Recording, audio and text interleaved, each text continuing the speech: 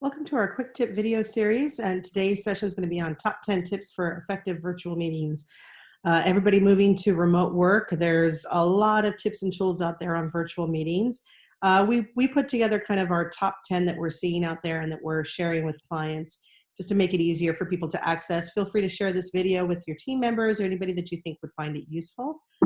So when we're looking at this quote that we're going to use is, I find most meetings are a waste of time because they are so ill prepared and there's little opportunity for true synergy or in producing better solutions than what anyone originally thought of. So I work hard to only attend those meetings that have strategic importance and miss all kinds of seemingly urgent meetings. Stephen Covey, who's the author of a lot of the books around highly effective people. There's several books out there and versions that he's written. And I think a lot of us probably can relate with this sentiment. Not all of us feel like we have the luxury where we can just kind of opt in and out of meetings.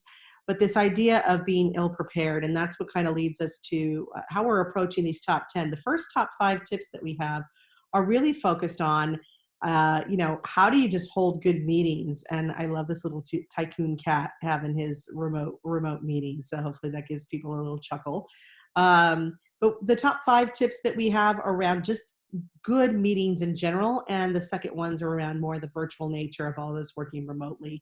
As I'm seeing articles and videos out there, they're really focusing on how to make sure virtual meetings work well. But I think there's just some good meeting practices, and most of us have experienced companies that only a few chosen people or talented people tend to put the effort into the meetings to really make them worthwhile. So number one, put effective meetings first, location second. So by all means, you're all working remotely, but instead of getting so obsessed with what tool you're using and are you figuring out the chat features and all those things and how do you keep people engaged in like separate rooms and things like that, the main thing is are you just doing the basics around good meetings, and the location will come second. So tip number 2, purpose. Have one.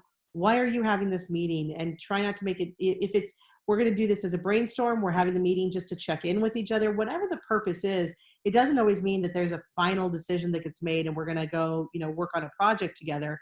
But there should be a purpose to it, especially for the reoccurring meetings. I see a lot of employees feel like, managers make us meet every week or whatever, but there's not really anything that we discuss, or it doesn't feel like a good use of our time. As people who are hosting the meetings, if you show people that every time you're holding the meeting, there's a purpose, and you're willing to cancel it if that purpose isn't going to be achieved or if it's not as relevant as you previously thought. What I do recommend is don't be so quick to cancel meetings right now in this kind of nature. I think people need to feel that connection. Everyone's got a different style of how much they want to meet or not. Introverts and extroverts the introverts might be excited to have less meetings or be able to kind of connect via video a little bit more. But you want to be efficient. But from the very beginning, do you have a purpose, and is that purpose meaningful to everyone who's invited to the meeting? Next, share an agenda. This is not about having a 15 kind of item checklist for an agenda. You can simply, in the invite that you send out, put 2 to 3 items that you plan on covering. If there's more than that's great, but make sure that the time is budgeted for that agenda. If you want certain people to handle certain items on that agenda, make sure that they know that ahead of time. Tip number 4, respect everyone's time. So especially with the virtual aspect of it, people might have a little bit more challenge as you're getting used to logging into the different tools that you're using. There also might be where, people are all of a sudden trying to upload a particular tool that you're using to meet with. Here's what I say is, at the end of the day, be thoughtful about time. I try to make sure that you start on time and make sure that it's useful for everybody involved. You can always update somebody who's running late. But also, if you're a participant, make sure that you've tested the equipment. As a host, you absolutely should. But as a participant, if there's a particular, Zoom, or if you're using BlueJeans or using WebEx or whatever tool might be out there that you're using, make sure it's uploaded. Make sure you've tested it. You don't want people having to wait for you because it's taking 15 minutes to upload. But I would say, as a manager, give a little room for human nature right now, as well as the different kind of levels of internet connectivity that people have. And look, if you're several meetings, I always say by 5 minutes into the meeting, if we're not up and running, let's do the phone call. So Make sure that you're also meeting for impact. So no matter what, when you're meeting, there should be something that you're trying to impact. The meetings are never about the meetings. It's always about, we met together because we're trying to impact how work is getting done after the meeting. What is that impact?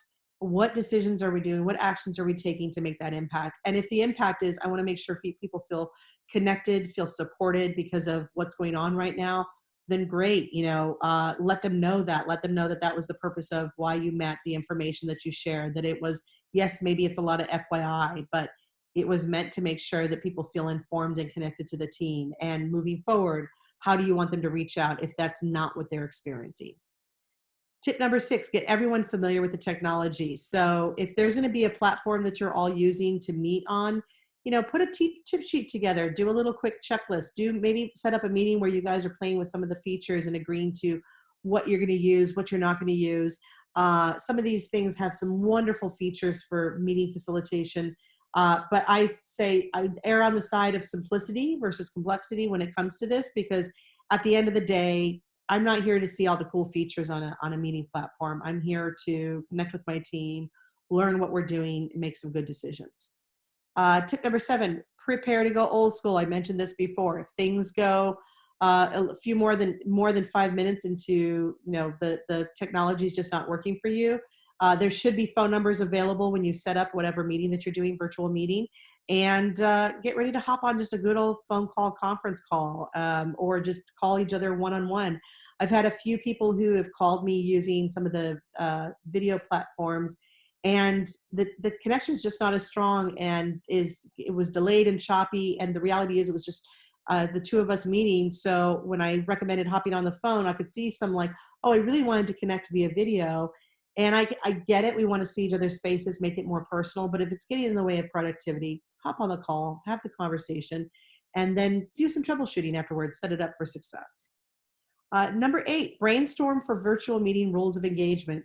Some of you are already probably jumped into this, but you may have, especially if you've been doing some sort of level of remote work, you may kind of assume that everybody knows and understands what's expected and what's professional and what's not. There's a level of casualness that is going to be creeping up in working from home remotely, especially in this type of scenario where people are taking care of their children and their family members, more so because the schools are closed.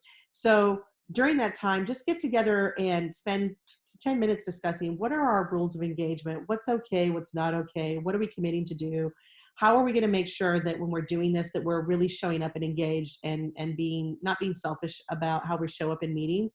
It's amazing how when in live meetings, people are not aware that the speaker is looking at them and seeing them. And I still see them tune out, or they're on their phone and they don't realize, like, look, people see your behavior in the meeting. In remote meetings, even though we're on video, if we're not speaking, it's very easy to forget that we're still on a video screen and people are looking at us. And so as you're working remotely, it's not just with your team, it's with your clients. What do you want to make sure you're doing during those meetings so that you're showing up and you're protecting the brand of the team and, instilling that trust with whoever you're speaking with. Number 9, and that goes to engage. If you're on the meeting, you're part of the meeting. You have to engage. Now, that doesn't mean that you're interrupting people all the time. But if you see here in this picture, I love this, the raising of the hand. More and more, we've got to be able to engage using our nonverbals. In-person meetings, I think people kind of disconnect from making sure that they're sending reassurances to the meeting host or whoever's speaking that you're engaged, you're listening. So the nodding of the head, all those things should have been happening in person, but they even more so need to happen while you're virtual. Last but not least, leave room to be human. Look, there's that great viral video that the gentleman was working from home and his kid came in and, interrupted things, and, it's been a great laugh or whatever, but we're all working remotely. We're all dealing with different levels of stress and uncertainty. This is not a time to be, really stickler for everybody's got to show up a certain way. I think there's got to be room for some humanness and ideally a little bit of fun. If casualness works, if there's so many people right now who are sitting there with a business jacket on and the sweatpants on the bottom, leave room for some of that casualness so that people don't feel like they've got to be show up a certain way that's not authentic. But also, I'm saying this as my cat just hopped up on my chair to say hi. Leave room for that. Leave room for connection. Some books that are worth checking out: Influencing Virtual Teams, 17 Tactics to Get Things Done. This is written in a time where it's not about being forced to work remotely, but it's still great tips to take into account whether or not you're a leader or an individual contributor. Remote office not required. This is another one. It's just some great tips. The Long Distance Leader, Remarkable Remote Leadership, and then Work Together Anywhere. These are all great books. Some of these authors have their own podcasts or videos out there. Feel free to Google them. And as always, we are here to help. So feel free, if you're looking for more training and workshops, taking advantage of this downtime to do some upskilling with your team. We're happy to help. If this is a good time for coaching, we're happy to help. Or if you just want to bounce some ideas off of us, reach us at theexecutiveadvisory.com, and our phone number is listed below, 818-907-1178. In the meantime, stay safe and sane. Thanks so much.